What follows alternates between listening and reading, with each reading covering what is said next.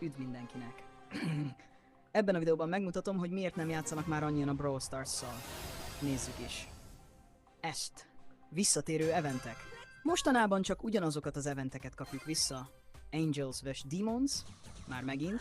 Oké, jött egy új skin, de a többi már megvolt. És a Star Dropok, azokról inkább ne is beszéljünk.